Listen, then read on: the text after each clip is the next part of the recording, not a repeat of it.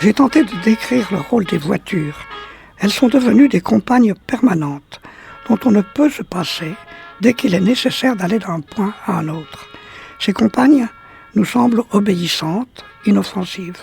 Oui, elles sont obéissantes, ces voitures, mais elles sont surtout exigeantes et n'acceptent d'agir que si elles sont alimentées en carburant, le pétrole, et en comburant, l'oxygène. C'est la rencontre de ces deux matières qui procure l'énergie, les mettant en mouvement. Or, elles sont l'une et l'autre, ces matières, fournies par notre environnement. Il suffit donc de provoquer cette rencontre dans des conditions précises pour obtenir cette énergie dont nous sommes tant avides.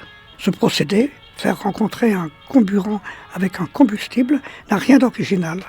Il se déroule finalement partout dans la nature.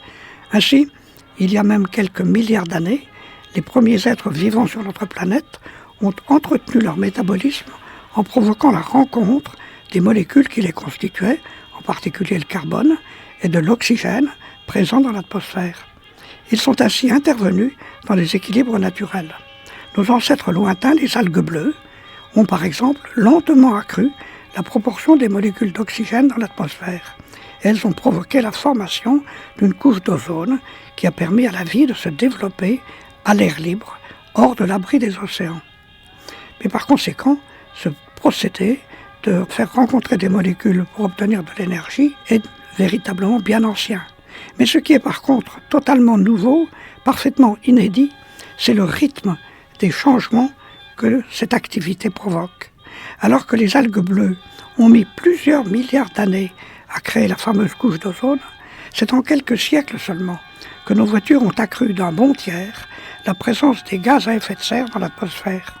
Et c'est une accumulation qui, en quelques générations, risque de rendre la présence des humains incompatible avec les caractéristiques de la Terre.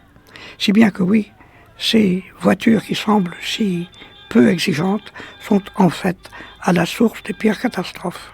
Regardant le défilé ininterrompu des camions et des voitures, j'avais le sentiment d'assister au fonctionnement d'un atelier.